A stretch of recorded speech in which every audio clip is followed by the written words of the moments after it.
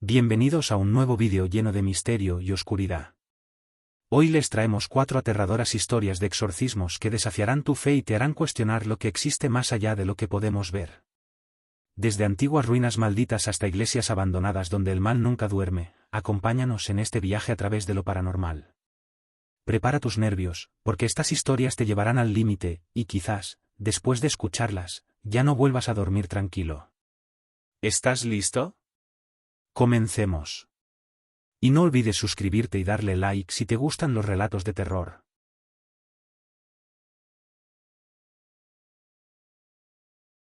En el pequeño pueblo de San Ambrosio, alejado de la civilización y rodeado por densos bosques, se contaba una leyenda que pocos querían recordar. En una iglesia en ruinas, olvidada entre los árboles, un antiguo exorcista había enfrentado una fuerza demoníaca tan poderosa que, aunque logró sellarla, nunca pudo destruirla por completo. El padre Joaquín, un sacerdote anciano y cansado, había oído los susurros sobre aquel lugar durante años. Sin embargo, siempre había creído que eran simples cuentos para asustar a los niños. Pero todo cambió una noche, cuando una familia desesperada llamó a la puerta de su parroquia. La hija mayor, Camila, había comenzado a comportarse de manera extraña. Susurros en lenguas desconocidas, risas escalofriantes en mitad de la noche, y lo más perturbador, sus ojos. Habían perdido todo rastro de humanidad. El padre Joaquín no quería creer que el mal pudiera estar tan cerca. Pero cuando vio a Camila en persona, supo que no había tiempo que perder. La joven estaba atada a su cama, su cuerpo retorcido en posiciones imposibles, y su voz no era la de una niña. Sus palabras, cargadas de odio y maldad, hablaban de cosas que Joaquín no quería recordar, antiguos ritos oscuros, nombres que hacía tiempo se habían prohibido pronunciar. «¿Sabes quién soy?», le dijo la voz que ahora poseía a Camila, sonriendo de una manera antinatural. «Nos hemos visto antes». Joaquín sintió un escalofrío recorrer su espalda. Lo sabía. Ese ser, esa entidad, no era nueva para él. Había sido un joven sacerdote cuando, años atrás, acompañó a su mentor, el padre Valente, a la iglesia en ruinas de San Ambrosio. Allí, su mentor había luchado contra el demonio que ahora parecía estar frente a él de nuevo. Joaquín había visto cómo Valente había logrado sellar al demonio en el cuerpo de un hombre poseído, pero nunca había sabido qué pasó después. Valente desapareció esa misma noche, y el pueblo había enterrado el pasado bajo capas de miedo y silencio. Con un nudo en la garganta, Joaquín tomó su vieja cruz y su libro de oraciones, sabiendo que esta vez no podría escapar. Reunió a algunos hombres del pueblo y los convenció de que lo acompañaran a la iglesia olvidada. Si Camila iba a ser salvada, tendría que enfrentarse al mal en su origen. El camino hacia la iglesia estaba cubierto de niebla, y los árboles parecían observarlos mientras avanzaban. Al llegar, vieron la estructura ennegrecida y medio derruida. El aire era pesado, y un silencio sobrenatural los envolvía. Dentro, el padre Joaquín sintió la presencia del demonio antes de siquiera entrar. En el altar destrozado, encontró algo que lo horrorizó. Un viejo espejo, cubierto de polvo, reflejaba una sombra que no correspondía a nadie en la sala. La sombra tenía la forma de un hombre encorvado, pero con ojos brillantes de un rojo penetrante. «Volviste, pensaste que podrías escapar de mí», dijo la sombra desde el espejo, mientras el aire se volvía más frío y denso. Joaquín retrocedió, sus manos temblaban, pero sabía que no tenía opción. Comenzó a recitar las oraciones que su mentor le había enseñado, pronunciando palabras que hacía décadas no había usado. La sombra se agitaba en el espejo, distorsionando su forma, pero la voz del demonio se hizo más clara, más fuerte. «Esta vez no serás tú el que me selle», siseó la entidad. «Esta vez, tomaré todo». De repente, el espejo estalló en 1000 pedazos, y una oscuridad tangible envolvió la habitación. Los hombres que lo acompañaban gritaban, pero sus voces eran rápidamente ahogadas por un viento sobrenatural.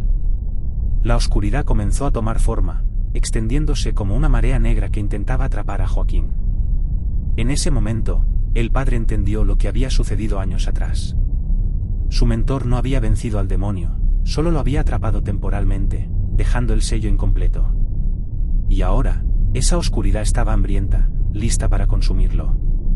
Con un último grito de fe, Joaquín levantó su cruz y pronunció el nombre prohibido del demonio, el mismo nombre que había escuchado aquella noche hace tantos años. La oscuridad chilló, retorciéndose, y por un breve instante, todo el mundo pareció detenerse. Las sombras comenzaron a retroceder, pero no sin antes dejar una advertencia. «Nos veremos pronto, exorcista», susurró la voz en la penumbra. «Nos veremos en las sombras». El viento cesó. La iglesia quedó en completo silencio, y los hombres a su alrededor cayeron al suelo, inconscientes pero vivos. Joaquín, agotado y cubierto de sudor frío, se dio cuenta de que había ganado, por ahora. Sabía que la oscuridad aún vivía, esperando el momento adecuado para volver. Cuando regresaron al pueblo, encontraron a Camila despierta y en paz, pero en sus ojos había una sombra, un leve brillo que Joaquín no pudo ignorar. El exorcismo había liberado a la niña, pero el demonio aún estaba allí, acechando. Y aunque Joaquín intentó reanudar su vida, nunca pudo escapar de la sensación de ser observado. Siempre, cada vez que la noche caía, veía aquella sombra en los rincones oscuros de su habitación, esperando pacientemente su regreso. Porque las sombras siempre vuelven.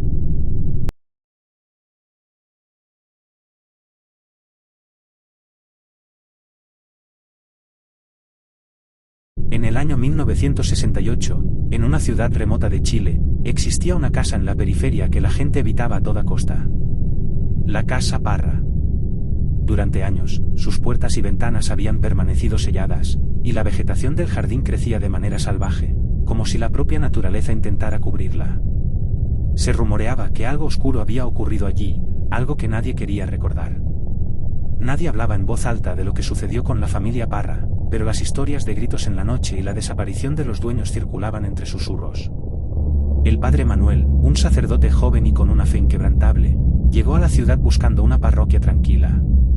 Sin embargo, pronto comenzó a escuchar sobre la casa y los extraños fenómenos que la rodeaban. Decían que, al pasar cerca, se podían escuchar risas infantiles, pero la casa llevaba años vacía. A pesar de las advertencias de los feligreses, Manuel, impulsado por su deber, decidió investigar. Una tarde nublada, el sacerdote se acercó a la Casa Parra. Desde el momento en que cruzó el umbral del jardín, un frío inexplicable lo invadió. Se detuvo frente a la puerta, notando que estaba entreabierta, como si alguien lo invitara a entrar. A pesar de la sensación opresiva, Manuel sintió que debía continuar. Dentro, el aire era denso, cargado de una energía pesada que parecía absorber la luz. Las habitaciones estaban cubiertas de polvo y las paredes estaban agrietadas, pero lo que más le inquietó fue la sensación de ser observado. El silencio era sepulcral, salvo por un leve susurro que parecía provenir del piso superior. Subió lentamente las escaleras de madera que crujían bajo su peso. Al llegar al final del pasillo, vio una puerta apenas entreabierta. Detrás de ella, algo lo esperaba. Manuel empujó la puerta, revelando una habitación completamente vacía, excepto por un viejo espejo colgado en la pared. Sin embargo, el reflejo en el espejo no mostraba la habitación como era. En lugar de la soledad polvorienta, el reflejo mostraba una familia, un hombre, una mujer y dos niños. Estaban parados, sonriendo, pero algo en sus ojos no estaba bien. La familia Parra. El padre Manuel retrocedió un paso, desconcertado, cuando las figuras en el espejo comenzaron a moverse por sí solas. Los niños, antes sonrientes, ahora lo observaban directamente. La sonrisa del reflejo de la mujer se distorsionaba, transformándose en una mueca de dolor. Y, de repente, el hombre levantó la mano, señalando directamente al sacerdote. «Te estábamos esperando», dijo una voz gutural que no provenía del espejo, sino de las paredes mismas. De un golpe, el espejo se hizo añicos, y el aire de la habitación se volvió gélido. Algo invisible, algo antiguo, comenzó a moverse a su alrededor. Las luces parpadearon y un grito profundo y desgarrador resonó por toda la casa. El padre Manuel sacó su crucifijo y comenzó a rezar, pero las palabras salían entrecortadas, como si algo tratara de robarle el aliento. Las paredes comenzaron a temblar. En los fragmentos rotos del espejo, podía ver ahora lo que realmente había ocurrido: la familia Parra había sido poseída por una entidad demoníaca. El padre de familia, en un intento desesperado de salvarlos, había realizado un ritual oscuro en esa misma habitación. Pero algo salió terriblemente mal. En lugar de expulsar al demonio, la entidad se había apoderado de ellos por completo. Desde entonces, sus almas habían quedado atrapadas, condenadas a repetir su agonía eternamente. El aire se volvió aún más pesado. Manuel sintió una presencia detrás de él, pero cuando se giró, no vio nada, solo sombras que se movían por el techo. El demonio estaba allí. Podía sentir su odio, su hambre, su deseo de tomar algo más que la familia Parra. Con el corazón latiendo frenéticamente, Manuel comenzó el rito del exorcismo. Recitó las oraciones con más fuerza, invocando el poder de Dios para expulsar al mal. Pero mientras pronunciaba las palabras sagradas, las sombras se hicieron más densas, girando a su alrededor. La risa de los niños, ahora distorsionada y grotesca, llenaba la habitación, como si la entidad se estuviera divirtiendo. De repente, una fuerza invisible lo lanzó contra la pared, y el crucifijo se deslizó de su mano. La voz del demonio resonó, profunda y burlona. Ellos no pueden ser salvados, pero tú serás mío. Manuel, herido pero decidido, arrastró su cuerpo hasta donde estaba el crucifijo, y con todas sus fuerzas, lo alzó hacia el techo. En el nombre de Cristo, te ordeno que te vayas de este lugar. Un chillido agudo resonó en toda la casa. La oscuridad se retorció, y por un momento, la habitación se llenó de una luz cegadora. Las sombras se desvanecieron, y el grito se apagó en un susurro. Todo quedó en silencio. Cuando el padre Manuel se incorporó, exhausto, la habitación estaba vacía. Las sombras ya no lo acechaban, y el aire, aunque frío, ya no se sentía opresivo. Sin embargo, algo en el ambiente seguía siendo inquietante. Mientras bajaba las escaleras para salir de la casa, vio, en la entrada, las figuras de los niños Parra. Ya no reían. Lo observaban en silencio, con tristeza en sus ojos. El sacerdote salió de la casa, cerrando la puerta tras de sí. Sabía que había expulsado al demonio, pero las almas de la familia seguían atrapadas en ese lugar, condenadas por siempre. La maldición de la casa Parra no se había roto del todo. Y aunque el demonio había sido expulsado, Manuel no podía deshacerse de la sensación de que algo, en algún lugar de esa casa, lo seguía observando. Desde aquel día, jamás volvió a acercarse a ese lugar, pero cada noche, en sus sueños, los rostros de los niños lo visitaban, pidiéndole lo imposible, que los liberara.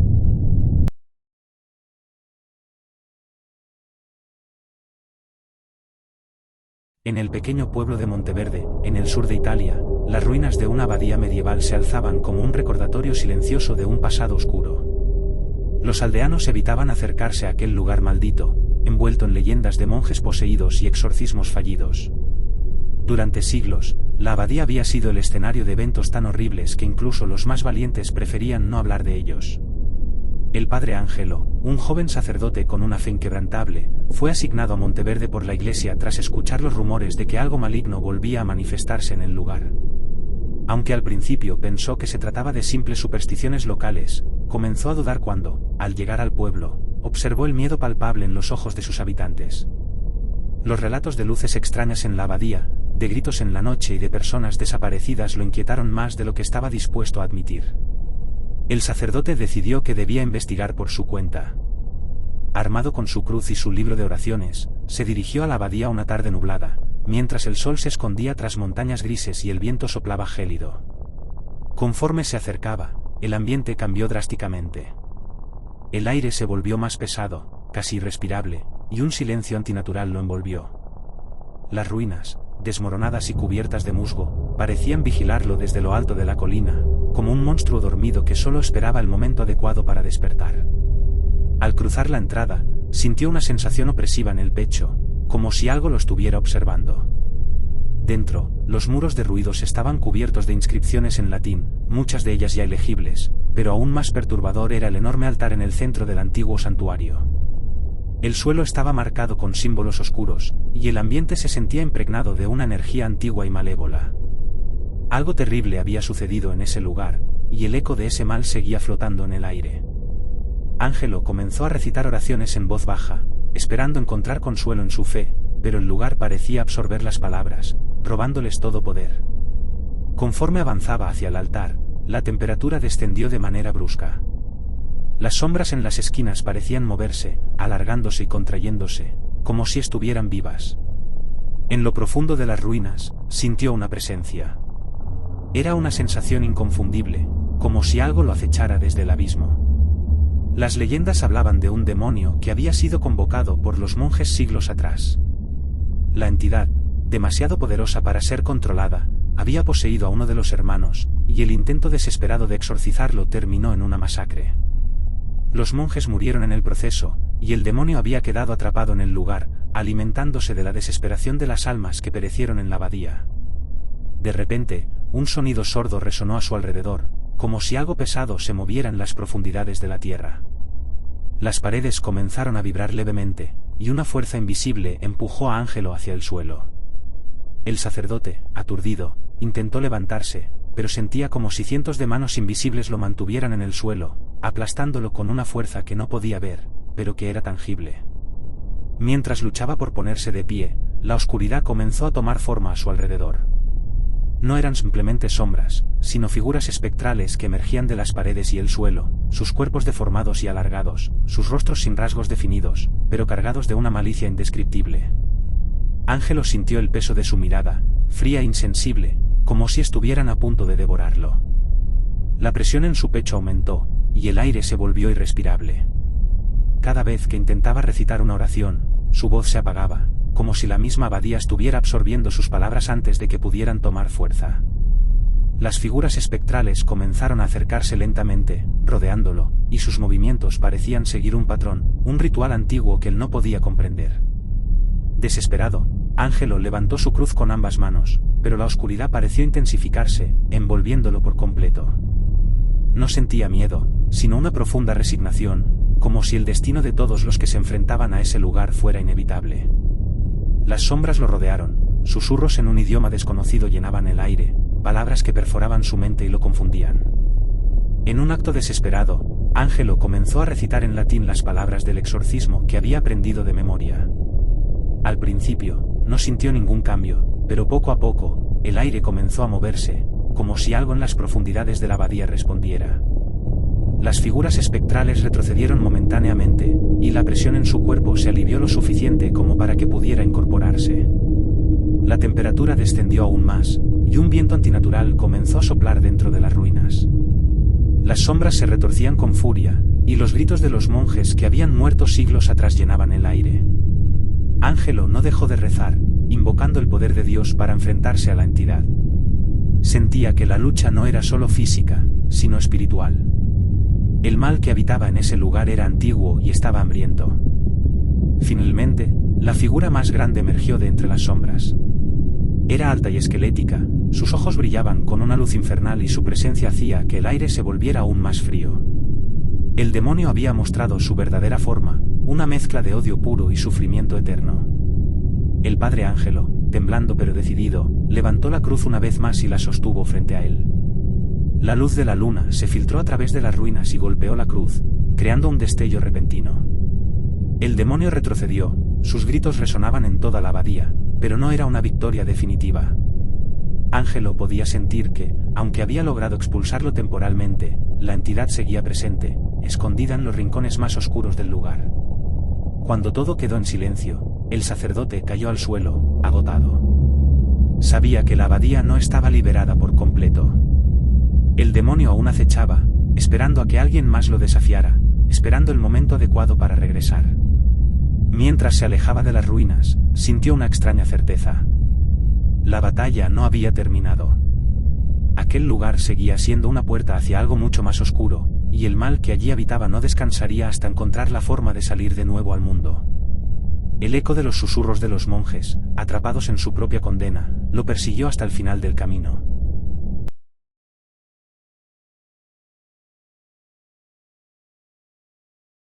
En las montañas de Rumanía, se encontraba un pequeño pueblo llamado Târgu Secuiesc, rodeado de densos bosques y valles oscuros que parecían guardar secretos antiguos.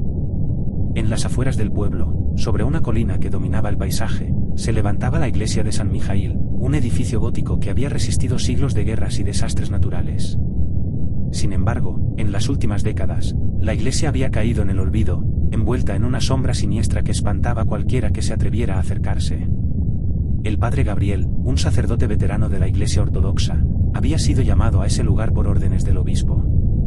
Las cartas enviadas desde el pueblo hablaban de fenómenos inexplicables, niños desaparecidos, gritos que resonaban en el aire nocturno, y una extraña sensación de maldad que emanaba desde la iglesia abandonada. Nadie en el pueblo se atrevía a entrar en el edificio desde que, 10 años atrás, el anterior sacerdote había muerto en circunstancias misteriosas, su cuerpo encontrado sin vida frente al altar, con los ojos abiertos en una expresión de absoluto terror. A su llegada, Gabriel se percató del ambiente opresivo que reinaba en el lugar.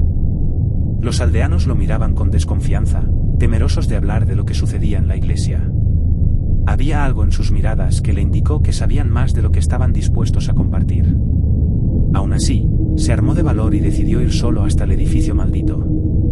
El camino hacia la iglesia serpenteaba por una colina empinada. Los árboles, altos y retorcidos, parecían inclinarse hacia él, como si sus ramas quisieran atraparlo. Mientras subía, el viento soplaba frío, y una niebla espesa comenzaba a cubrir el suelo, volviendo el paisaje aún más inquietante. A lo lejos, la silueta de la iglesia se perfilaba oscura y amenazante contra el cielo gris. Cuando Gabriel llegó, la iglesia estaba en ruinas. El portón de madera, carcomido por el tiempo, colgaba torcido, y las paredes exteriores estaban cubiertas de musgo. Al entrar, el olor a moho y descomposición lo invadió de inmediato. Los bancos de madera estaban rotos y cubiertos de polvo, y el altar, que alguna vez había sido el centro de la devoción, estaba ennegrecido, como si hubiera sido tocado por el fuego. Sobre el altar, colgaba una enorme cruz de metal oxidado, torcida de una manera que parecía antinatural, como si algo hubiera intentado arrancarla del lugar. A medida que avanzaba por la nave central, Gabriel sintió una presencia, una energía oscura que lo envolvía. Algo maligno habitaba ese lugar. Podía sentirlo en su carne, en sus huesos. Cada paso que daba resonaba en el vacío, pero el eco de sus pisadas sonaba distorsionado, como si fuera acompañado por otros pasos que no provenían de él. Se detuvo frente al altar, sacó su crucifijo y comenzó a rezar en voz baja. El silencio era absoluto, hasta que un leve susurro rompió la quietud. Al principio, pensó que era el viento, pero los susurros continuaban, haciéndose más claros y más cercanos. No eran voces humanas, sino algo más profundo, algo antiguo. Los susurros parecían provenir de las paredes mismas, rodeándolo. Gabriel sintió como el aire en la iglesia se volvía pesado, sofocante. Sabía que no estaba solo. Continuó rezando, pero los susurros se transformaron en un murmullo constante, voces que parecían burlarse de sus palabras, distorsionando sus oraciones. Luego, un golpe sordo resonó desde las profundidades de la iglesia, seguido de otro, y otro más, como si algo grande y pesado estuviera despertando bajo sus pies. Con cada golpe, el suelo temblaba levemente. El sacerdote comenzó a sentir pánico. Algo estaba mal en ese lugar, algo más antiguo y oscuro de lo que había imaginado. Miró hacia el altar y vio que la cruz de metal comenzaba a vibrar. El ruido metálico retumbaba en el aire, aumentando en intensidad, hasta que la cruz finalmente cayó al suelo con un estruendo ensordecedor. Fue entonces cuando una grieta profunda apareció en el suelo frente al altar, como si algo desde las profundidades de la tierra estuviera intentando emerger. De la grieta comenzó a emanar un humo negro y denso que se extendía por la iglesia, envolviendo todo a su paso. Gabriel retrocedió, pero el humo lo alcanzó rápidamente, llenando sus pulmones con un olor a azufre y muerte. De las sombras que se formaban dentro del humo, una figura comenzó a tomar forma. No era completamente humana, sino una amalgama de oscuridad y odio. Sus ojos, dos orbes rojos que brillaban en la penumbra, lo observaban fijamente.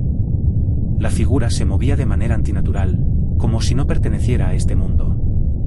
Gabriel sintió que la temperatura en la iglesia descendía abruptamente, mientras la entidad avanzaba lentamente hacia él. Sabía que lo que enfrentaba no era simplemente un espíritu perturbado. Era algo mucho peor, un demonio, o quizás algo más primitivo, algo que había estado atrapado en ese lugar durante siglos, alimentándose del miedo y del sufrimiento. Con manos temblorosas, Gabriel levantó su crucifijo y comenzó a recitar las oraciones de exorcismo. Su voz temblaba, pero sus palabras eran claras.